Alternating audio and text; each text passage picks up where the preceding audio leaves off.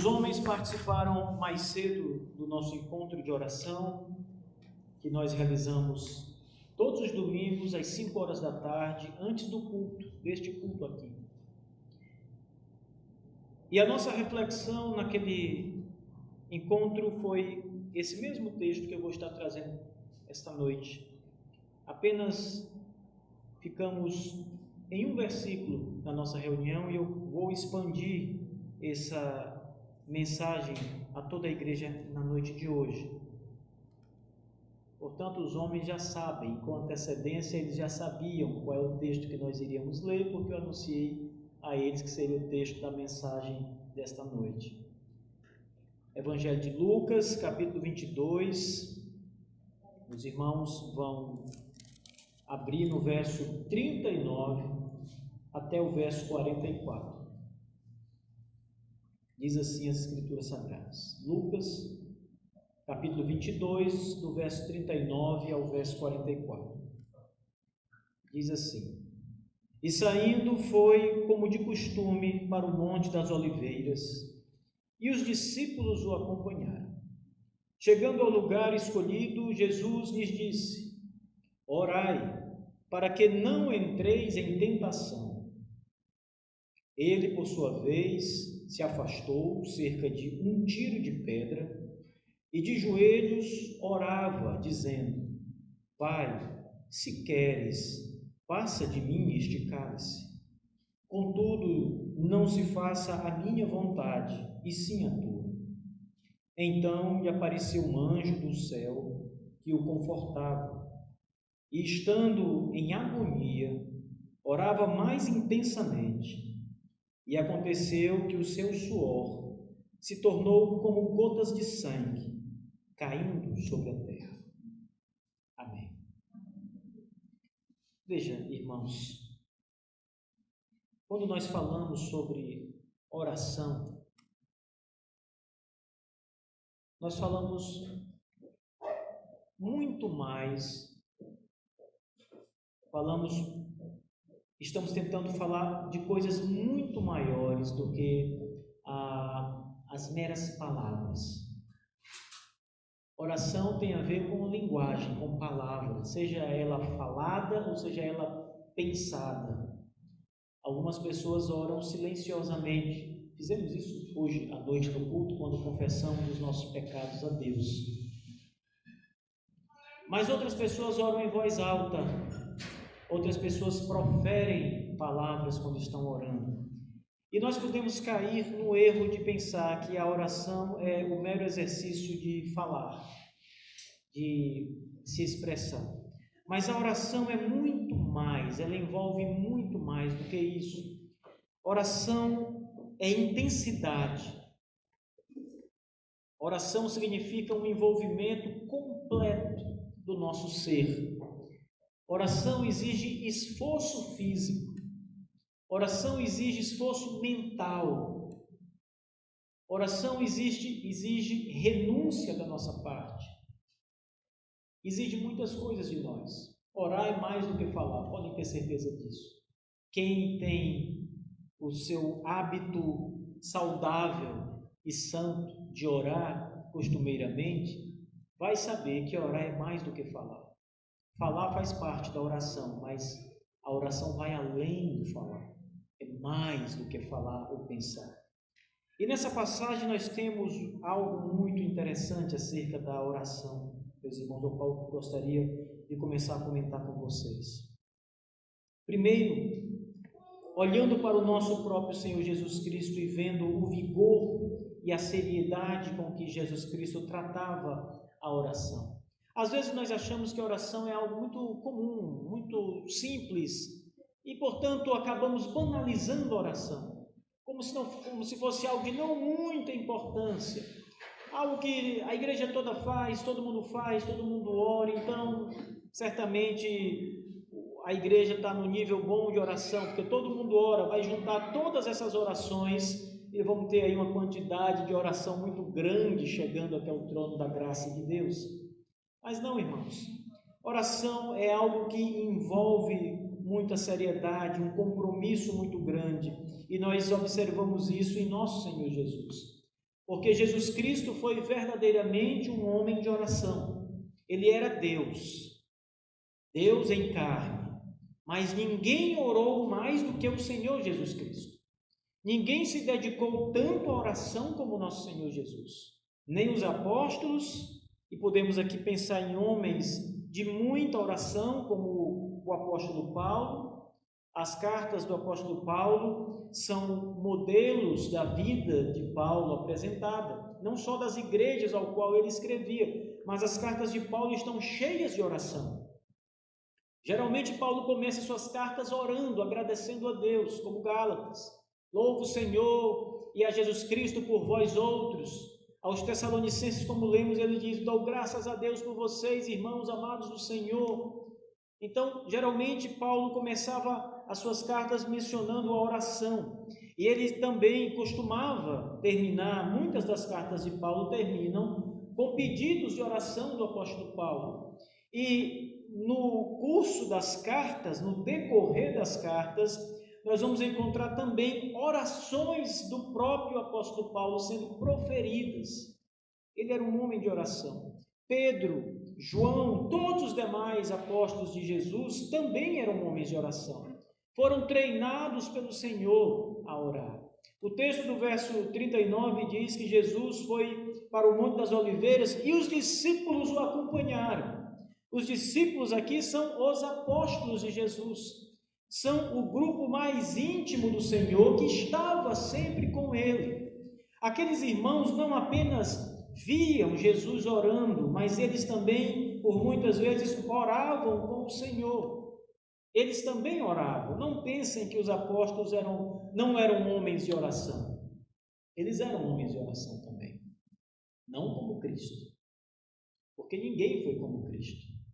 Em aspecto nenhum, espiritualmente, ninguém se compara ao nosso Senhor Jesus.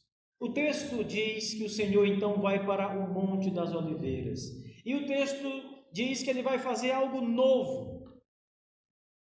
Não, o texto diz que ele vai fazer algo de costume. Olhem para o verso 39. E saindo, foi como de costume para o Monte das Oliveiras.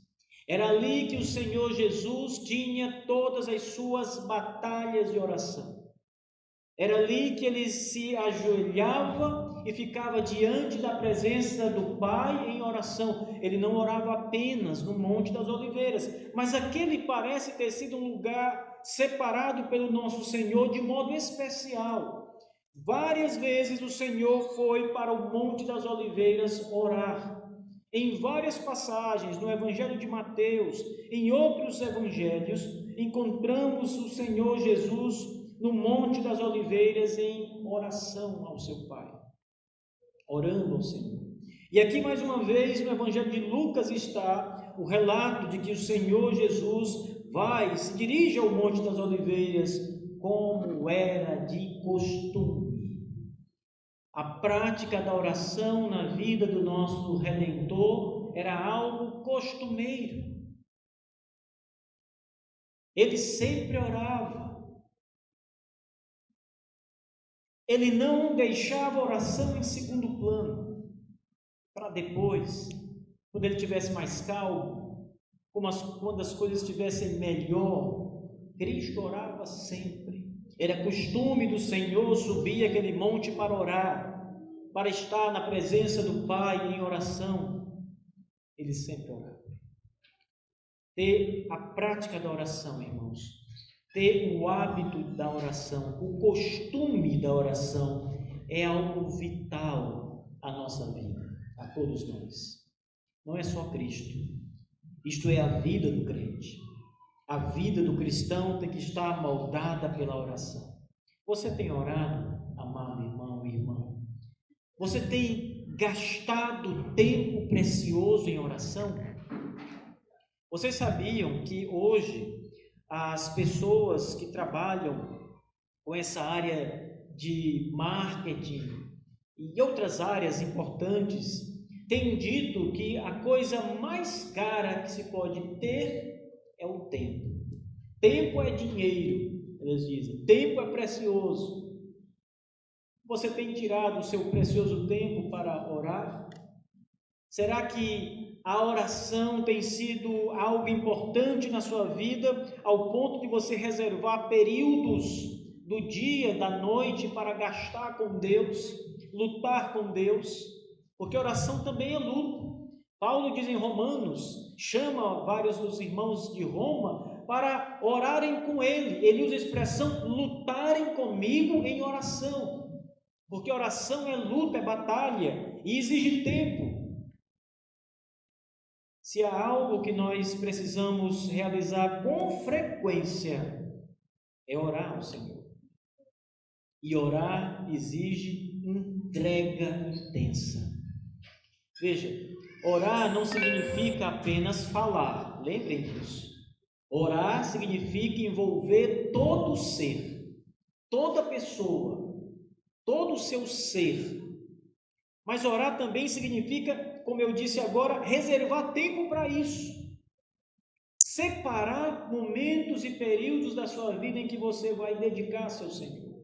Orar também significa construir o hábito, o costume. Estar disposto a reservar, planejar períodos de oração durante o dia. Isso não é fácil. Talvez, se você nunca levou a oração a sério, você diga: pastor, isso é fácil, eu vou começar a fazer isso. Faça. Você vai ver o tamanho do desafio. Você vai ver o tamanho da luta. Você vai ver que não é fácil de jeito nenhum. Você vai ver quantos impedimentos vão surgir para você não orar. Você vai ver quantas barreiras vão se levantar quando você começar a orar ou quando você estiver se preparando para orar. Não é fácil, irmãos. Há muita dificuldade envolvida. Mas nós sabemos que devemos fazer, então devemos enfrentar a luta, como disse Paulo. Estar dispostos à oração. Veja, o Senhor está no Monte das Oliveiras, os discípulos o acompanham, como homens que também vão estar ali com o Senhor para orar com Ele. Eles sabiam que Jesus ia para o Monte das Oliveiras para orar, porque aquele era um lugar em que Jesus estava sozinho.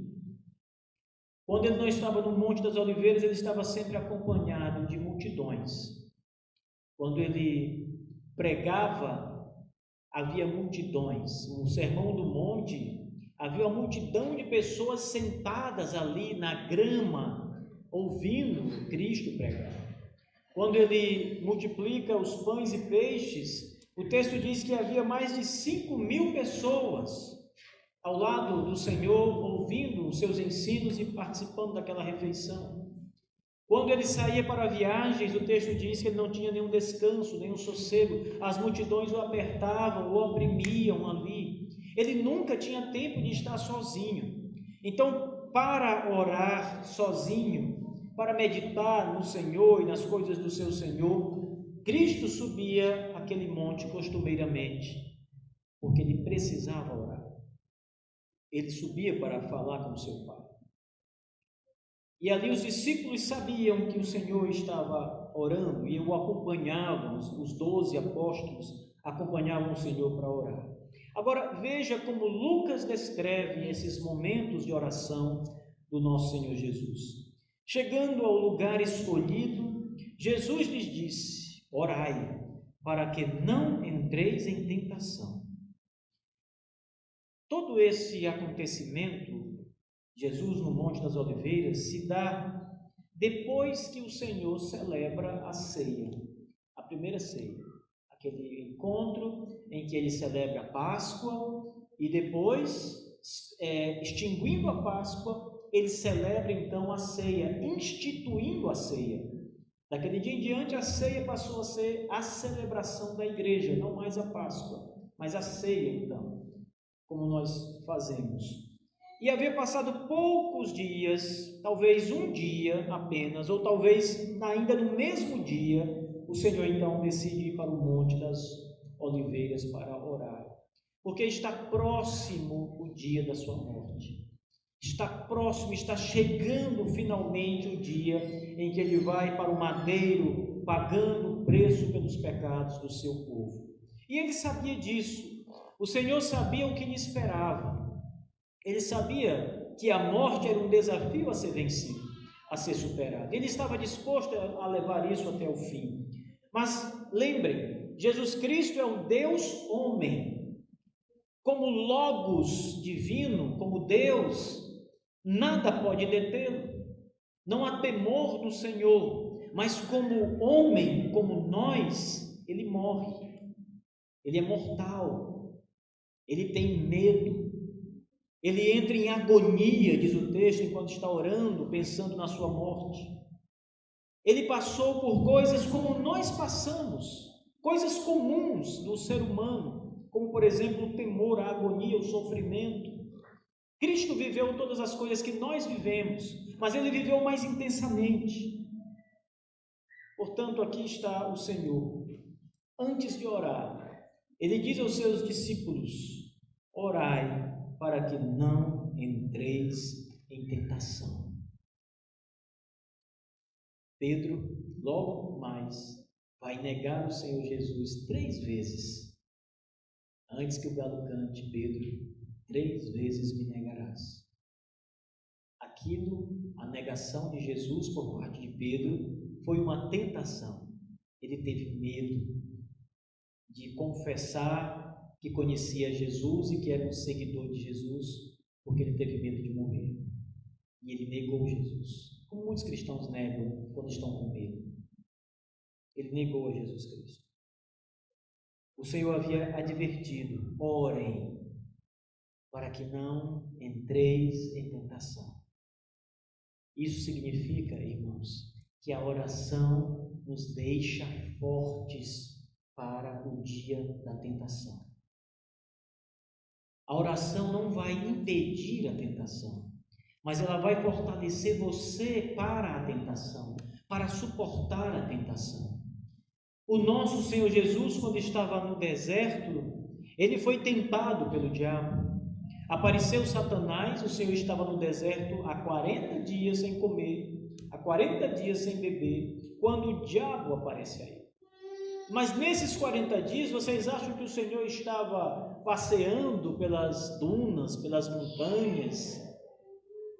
Não tinha nada para fazer, vou dar uma volta aqui por esse areal, por essas pedras. Ele estava orando, irmãos. Foram 40 dias de oração do nosso Senhor Jesus. Ele estava na presença do seu Pai. E sabe o que aconteceu? Na hora da tentação, quando Satanás se apresentou a ele, oferecendo todas as coisas que qualquer um de nós teria caído, o nosso Senhor se manteve de pé. Ele não caiu na tentação, ele não caiu na cilada de Satanás, ele resistiu ao diabo e o diabo fugiu dele.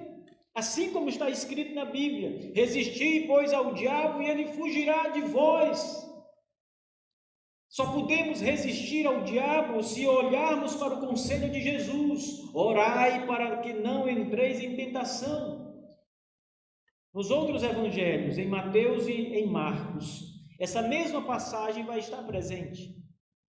E se formos até esses 2 evangelhos, vamos ver que Jesus, por 3 vezes, foi até os discípulos. Ele estava no lugar mais longe que os discípulos, em outro lugar do Monte das Oliveiras, porque ele queria estar sozinho. Veja, o texto diz assim: chegando, e por sua vez, afastou-se cerca de um tiro de pedra. Ou seja, Jesus subiu no Monte das Oliveiras com os seus 12 apóstolos. Ao chegar lá, ele disse a eles: orem, para que não caiam em tentação. E então, vocês imaginem uma pessoa pegar uma pedra e atirar com toda a força. A distância que a pedra cai era a distância que o Senhor Jesus estava dos seus discípulos, não muito longe, de 100 metros ou menos dos seus discípulos. Ele estava ali porque ele queria ficar só. Ele queria um momento sozinho com seu Pai. Mas por 3 vezes o Senhor volta aonde estão os discípulos e eles não estão orando. Uma das vezes o Senhor vai e eles estão dormindo. ou conversando em outras vezes, mas não estão orando. E o Senhor havia dito: orem para que não caiam em tentação. Talvez os seus corpos não estivessem envolvidos na oração. Talvez na mente eles dissessem assim, pensassem: vamos orar. Mas eles não tinham o mesmo poder nos seus corpos, a mesma vontade. E eles então preferiram sentar, conversar, talvez oraram ali um pouquinho, pouco tempo, depois dormiram. O Senhor demora muito, o Senhor ora muito, vamos cochilar um pouquinho, nós já oramos, nós já fizemos nossa parte, o Senhor não veio ainda, vamos cochilar. E dormiram. E o Senhor orando, o nosso Senhor orando. Porque oração envolve muito, irmãos. Envolve mais do que palavras, mente, envolve nosso corpo. Você já parou para orar sentadinho na sua cama? Às vezes você senta na cama, cruza as pernas na cama, junta as mãos, começa a orar. Ou mesmo sem juntar as mãos, começa a orar. E ora por um tempo. Está tudo confortável, né? Sentado na cama, num travesseiro, ou sentado numa poltrona, você ora. Se você dobrar os seus joelhos e orar, você vai ver que o nível de dificuldade vai aumentar.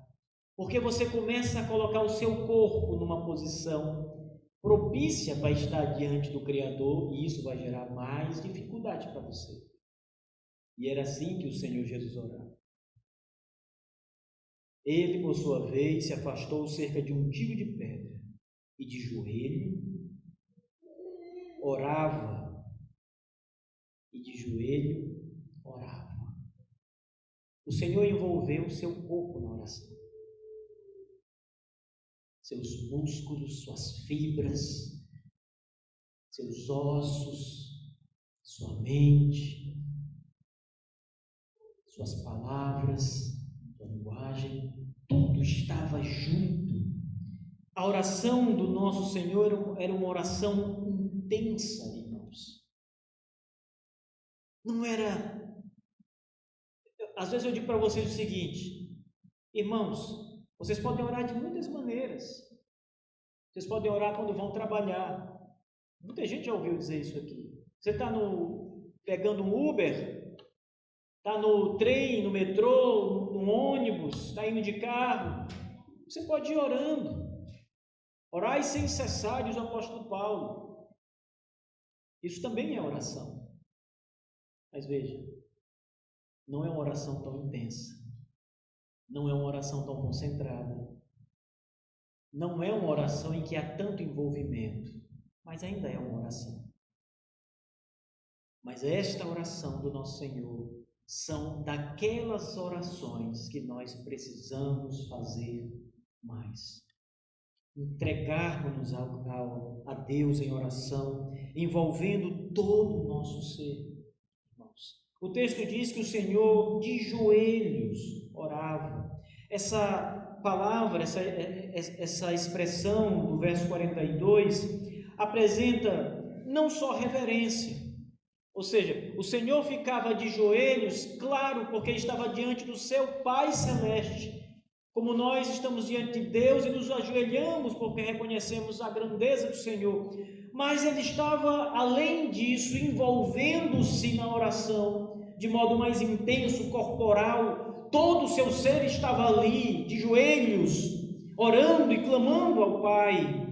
O verso 42 diz, as suas palavras, ele dizia, diz o texto, ou seja, ele orava falando, não era apenas pensando, não é pecado. E toda oração que você ora no pensamento é aceita e recebida por Deus. Mas aqui, nesta ocasião, o Senhor falou, ele expressou, o texto diz, ele dizia: Pai, se queres, passa de mim este cálice. Ele estava falando da sua morte. Ele sabia que estava chegando o dia, o momento, a hora de morrer. Dentre poucas horas, ele ia ser entregue. E ele sabia, cronologicamente, de cada momento. Judas vai me trair com um beijo. Os soldados vão me levar preso. Eu vou descer até as autoridades romanas. Vou ser julgado, maltratado. Todas as coisas vão acontecer comigo conforme a profecia, conforme eu decidi que acontecesse com o meu Pai e com o Espírito Santo. E eu vou ser pregado no madeiro maldito, e vou morrer ali no madeiro. Ele sabia de cada detalhe. E isso trazia a agonia ao seu coração. Irmãos, portanto, quando ele ora e diz: Pai, se queres, passa de mim este cálice. O Senhor estava numa daquelas orações, aflito e com o coração angustiado, apertado, porque sua morte estava chegando. Às vezes, irmãos, quando estamos doentes, nós oramos a Deus, e às vezes algumas das nossas enfermidades são até simples, mas nós somos frágeis e pensamos que vamos morrer. E oramos, pedindo a Deus que tenha misericórdia. Senhor, tem misericórdia, poupa a minha vida. Livra-me, Senhor Deus, da morte. Não permita que eu vá agora, Senhor, se for assim a tua vontade. E aí ficamos bons. É uma bobagem. Ficamos bons e aí seguimos nossa vida. Mas aqueles momentos da nossa oração em que nós estamos pensando que vamos morrer, que podemos morrer, que algo ruim pode nos acontecer, são momentos de aflição. Com Cristo foi mais intenso, porque ele sabia que ia morrer. Ele via a sua morte, ele via os cravos nas suas mãos, ele via o seu sangue sendo derramado, ele via a coroa de espinhos que seria colocada na cabeça dele. Ele via a dor que ia passar, ele conhecia mais do que qualquer um a dor e o sofrimento que lhe estava sendo proposto. É por isso que ele diz: Pai, se queres, se tu quiser, tu pode passar de mim esse cálice. Porque a morte é um grande sofrimento, irmãos. E o Senhor sabia bem disso. Então ele estava de joelhos ali, nesta oração, com o coração aflito, sabendo do que lhe esperava. A palavra cálice é aquela palavra que significa a taça em que nós bebemos alguma coisa, um café, água, ou até a ceia do Senhor. E o que Jesus estava dizendo quando fala da morte é beber a morte. Se tu queres, Senhor, passa de mim o cálice da morte. Cálice da morte. Mas, ao mesmo tempo, a oração de Cristo é uma oração subordinada. Ele diz: mas que seja feita a tua vontade, como tu queres comigo. Mas que seja feito, contudo não se faça a minha vontade, e sim a tua. Ele estava envolvido na oração, envolvido com o seu Deus. Conhecia muito bem o seu Deus e Pai, apesar da sua fraqueza humana. É a vontade de Deus quem prevalece, e ele sabia disso. Ele continua a sua oração, porque nesse momento de grande aflição, em que ele está em profundo aflição, o verso 43 diz que um anjo do Senhor vem confortar. Ele recebe consolo espiritual, conforto espiritual. Então lhe apareceu um anjo do Senhor, um anjo do céu, que o confortava. Às vezes eu fico pensando, irmãos, quais foram as palavras que o anjo do céu disse para Jesus Cristo ali? Vocês conseguem pensar no que o anjo disse para o Senhor? Eu fico pensando e penso algumas coisas, algumas palavras. Talvez o anjo tenha dito: Jesus, com a tua vida, milhões e milhões de pessoas serão salvas do pecado, de Satanás. Jesus, com o teu sangue que será derramado, tu farás a vontade do teu Pai Celeste. Tu cumprirás perfeitamente em obediência o que o teu Pai te disse para fazer. Palavras como essa são confortantes, irmãos, porque elas mostram que além da dor há algo superior. No caso da morte de Cristo, a sua obediência perfeita ao seu Pai. No caso da morte do nosso Senhor, o valor que essa morte teria para todos os que creem nele. Todos os homens salvos, todas as mulheres que são salvas pelo sangue de Jesus, devem sua salvação inteiramente a essa morte. Esse tormento que antecedeu a morte de Jesus é um tormento, irmãos, que nós não podemos desprezar. O tormento da oração de Cristo. Veja quão envolvido estava o Senhor aqui, de joelhos, sozinho, clamando ao Pai, sendo consolado por anjos. Tamanho era o sofrimento dele, tamanho era a agonia em que o Senhor passava. O verso 44 diz: e estando em agonia. Não era fácil. O envolvimento do Senhor aqui na oração era tão profundo, tão grande, que o levou a praticamente entrar em desespero, em agonia. A palavra agonia, irmãos, ela está similar à ideia de desesperar-se, mas sem perder o controle. Ele estava aflito na sua alma e orava mais intensamente, aprofundava-se, mergulhava mais em oração. Veja, ele estava em agonia porque cada palavra que ele professava na sua oração, mais perto estava a sua morte, o seu fim ali, até ser ressuscitado. Quanto mais perto, quanto mais o tempo passava, mais próximo chegava. E ele sabia, e entrava em agonia, em aflição, em intensa aflição, e orava mais. Não há, amados do Senhor, nada que console mais a alma do que a oração. Mesmo na agonia. A agonia não era por causa da oração. A agonia era por causa da morte.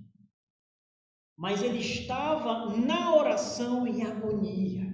Por isso a intensidade da oração do nosso Senhor aqui. Ele estava diante do seu Pai, diante da sua morte, de joelhos, em oração intensa. Intensidade. A palavra intensa, irmãos, também nos mostra como o Senhor encarava e se envolvia na oração.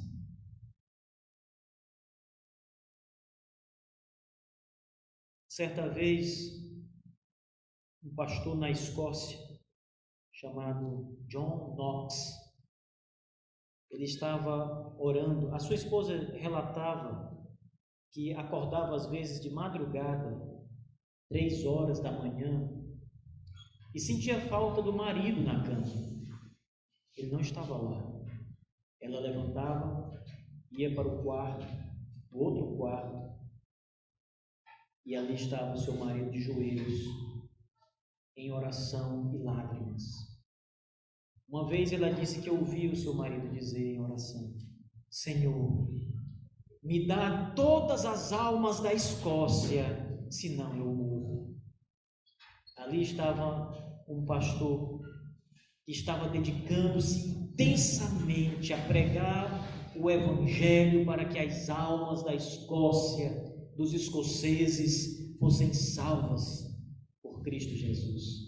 Ele dizia: dai-me as almas da Escócia, isto é, salve os escoceses, senão eu morro. Tamanha era o amor e o cuidado que ele tinha pelas almas da Escócia. Isto é uma oração de aflição, irmãos, intensa. Isto é dedicar-se a orar. Ela disse: por várias vezes, ele se levantou de madrugada, nas noites geladas, e estava ali em oração sozinho com o Senhor. Por muitas vezes isso aconteceu. Os nossos amados pais do passado, cristãos do passado, como disse hoje pela manhã, que foram expostos e perseguidos, colocados diante de feras selvagens como tigres, leões, para serem mortos no Coliseu, queimados na fogueira. Esses homens jamais teriam suportado o Evangelho de Cristo, jamais teriam permanecido leais ao Senhor se não fossem homens de oração.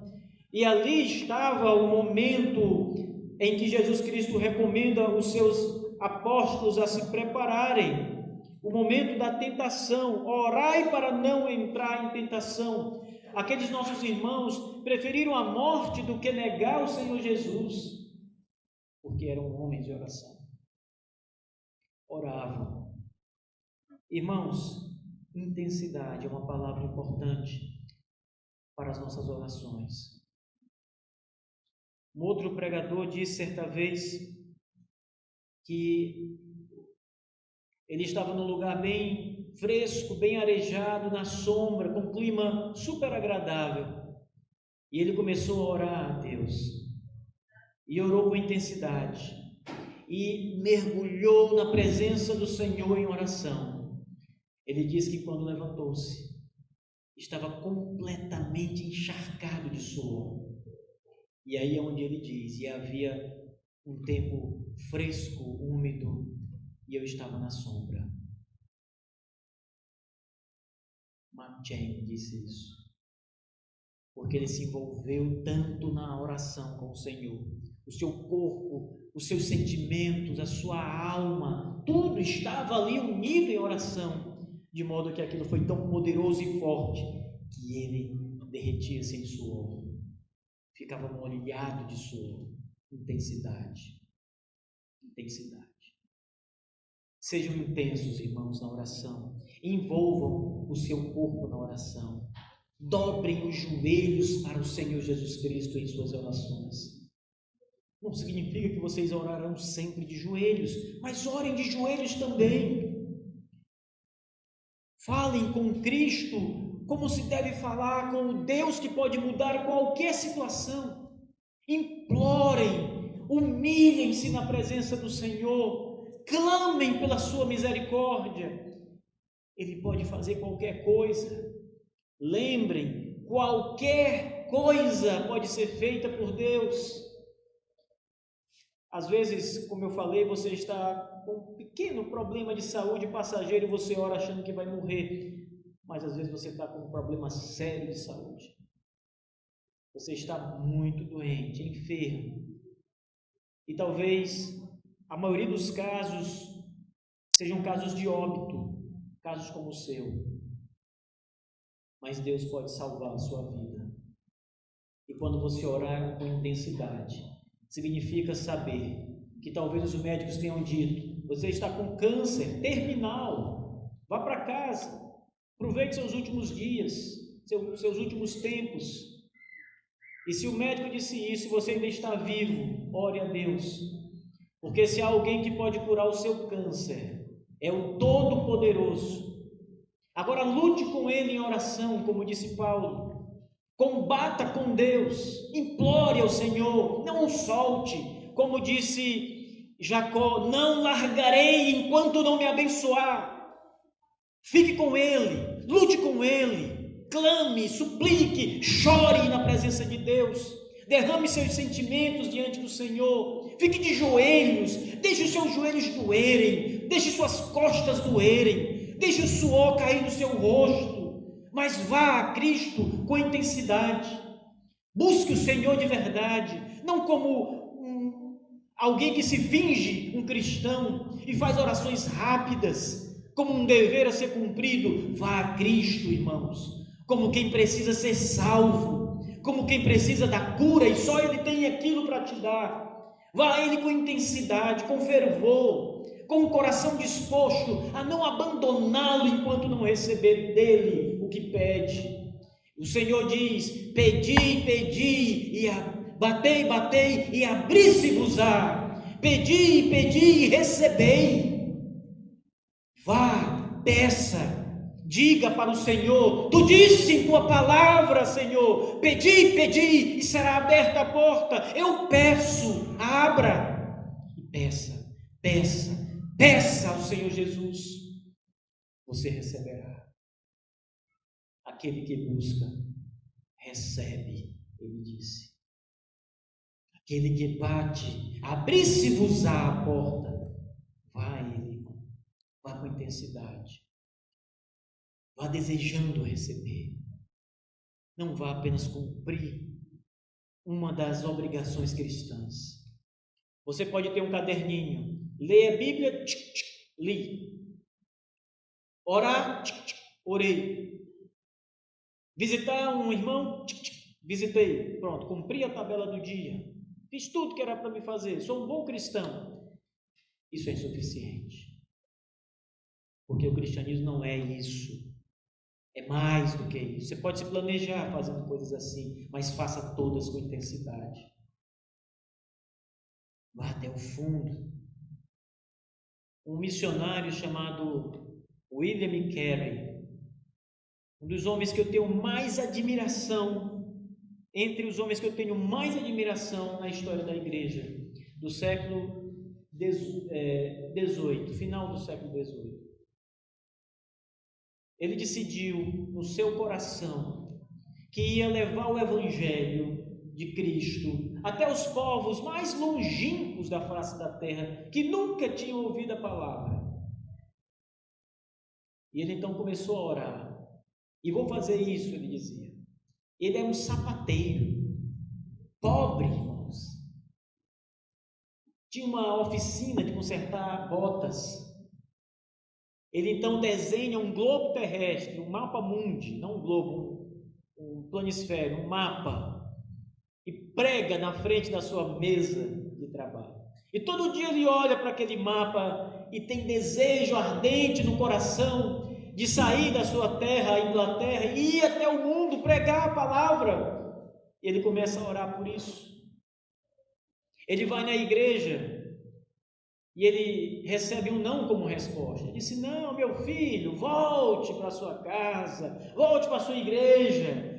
No dia em que Deus quiser salvar os pagãos, Deus fará isso sem você. Vá para casa. E ele dizia: não, eu quero ir, eu quero pregar o evangelho. E ele juntou alguns amigos e ele colocou diante desses amigos esse desejo no seu coração. Eram 6 amigos, 5 amigos. E eles decidiram criar uma organização missionária, uma junta de missões batista particular. Não existia nada disso. Eles oraram numa reunião que fizeram numa casa de uma irmã e disseram: vamos fazer isso. E começaram a trabalhar. Fizeram reuniões. Quando os homens diziam: não, mas isso não pode ser feito, eles mostravam na Bíblia: pode, está aqui, Deus mandando. E eles convenceram todos, irmãos. E em 1794 aproximadamente, finalzinho do século XVIII, William Carey entra no navio, num barco, e vai para a Índia pregar a palavra de Deus, numa outra língua, que ele nunca tinha ouvido falar. E a obra que Deus faz por meio daquele homem ali foi algo espetacular. Ele despertou o mundo evangélico para missões. Depois de William Carey, foram criadas centenas de organizações missionárias. Ele inflamou o coração de milhares de pessoas nos Estados Unidos, na Inglaterra, que queriam também sair de suas casas, igrejas, para fazer missões. Um sapateiro que acreditou, que orou com intensidade, e Deus deu a ele o mundo. Deu o mundo para ele. Ele é conhecido como o pai das missões modernas, William Carey. Leiam os livros dele. Ele escreveu num dos seus manifestos, defendendo fazer missões, ele dizia o seguinte: olha, as igrejas, alguns pastores estão dizendo que não dá para fazer missões porque é uma outra língua. Como é que vai se comunicar? Como é que vai ensinar o evangelho? Impossível. E ele dizia: mas essas mesmas pessoas mandam comerciantes ir comprar peles de lontra. E eles conseguem negociar. Por que não conseguimos pregar? Se eles conseguem negociar com os índios, por que não conseguimos falar com os indianos o evangelho? E ele foi e fez isso, tudo isso. Ele se envolveu com Deus, com muita oração, e o Senhor o abençoou grandemente, irmãos. E abençoou o mundo todo por meio dele. Envolva-se em oração, como nosso Senhor Jesus. Cada vez mais, quando você orar, que não houver no seu coração aquele fervor, não pare, porque você não está envolvido ainda. Não pare. Lute com Deus. Senhor, eu preciso da tua presença aqui. Eu quero sentir o Senhor comigo. Envolva-se em oração. Não deixe o Senhor enquanto o Senhor não falar com você. Enquanto você não puder dizer: o Senhor está aqui. Ele está comigo agora. Ele está no meu lado. Ele está me ouvindo. Eu sei que Ele está me ouvindo. Não o deixe. Se assim vocês fizerem, vocês terão grandes portas abertas e terão, certamente, a maior alegria do mundo: conversar com Deus, o Criador, e ser ouvido por Ele. E ouvir dele a instrução e a resposta.